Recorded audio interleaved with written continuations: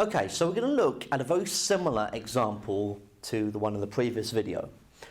In a coffee shop, the probability of a customer asking for an espresso coffee is 0.4, so I've kept the probability the same.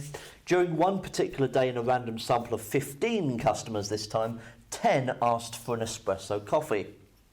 Test at the 10% significance level whether the proportion of espresso coffees ordered that day is unusually high. Let P be the probability of a customer ordering an espresso. So this is the bit that is the same as it was last time. We set up what P is so that we have a null hypothesis, which is going to be exactly the same. P is 0.4. The alternative hypothesis is going to be different because this time we're trying to determine whether the proportion is high. So we're wondering whether the probability should be greater than 0.4. Now, we assume that the null hypothesis is true. We set up a binomial distribution, so x is binomially distributed, this time with an n of 15 and a probability of 0.4. Okay, so with the critical region method, when you've got greater than, your probabilities, remember, have to be greater than or equal to. So when you're looking at the tables, okay, so n is 15 and a probability of 0.4, you're actually looking from 10% off the top, okay?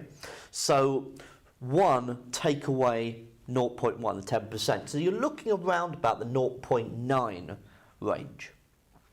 Now you have to be a little bit careful because when you're looking around about the 0.9 range, what you have is the probability of x being less than or equal to 7 is 0.7869, and the probability of x being less than or equal to 8 is 0.9050.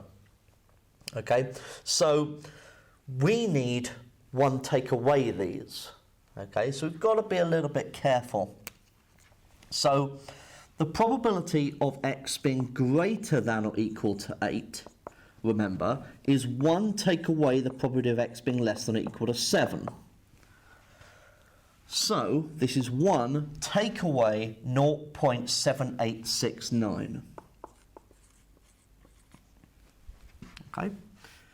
And x being greater than or equal to 9 is 1 take away the probability of x being less than or equal to 8. So that's 1 take away 0.9050.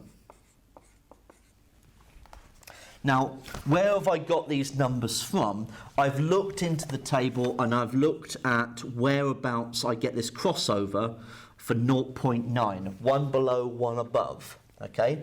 Now, the only way to look at 0.7869 is to take it away from 1, but that would be the probability of x being greater than or equal to 8. So instead of looking at 7 and 8, you're looking at 1 more along, so the 8 and 9. Okay. It's a little bit fiddly at this stage. Okay. But once you've identified that, and we can work both of these out, so we get 0.2131.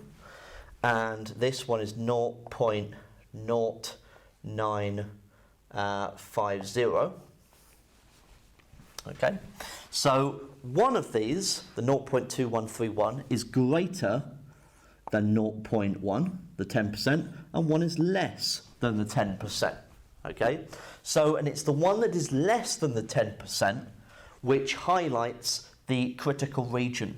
So probability of x being greater than or equal to 9 means that x is equal to 9, 10, 11, 12, 13, 14 and 15 is the critical region. Make sure you write them down individually like I've done there. Now, in our sample, we had 10 asked for an espresso coffee, and x is 10 is in the critical region.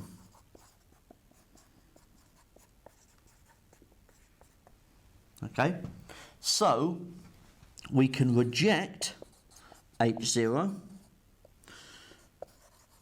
So there is evidence to suggest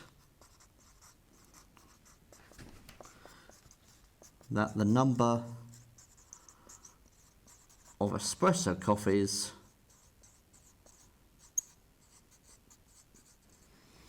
ordered ordered that day